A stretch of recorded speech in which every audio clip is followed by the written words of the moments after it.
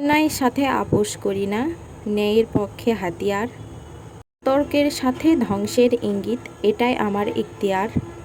যদি মেজাজ গরমে মস্তিষ্কের আগুনে দুটি হয়ে যায় লাভা, সিংহের মতো গর্জন দিয়ে বসাবো বাঘের থাবা। তথ্যের সাথে সত্যের পথে না কিছুতেই ভয়। আমার সাথে লড়তে চাইলে ময়দানে আসো, সাধ্য যদি হয়। আসসালামু আলাইকুম, হ্যালো এভরিওয়ান। কথাটা কিছু আমার শত্রুর জন্য।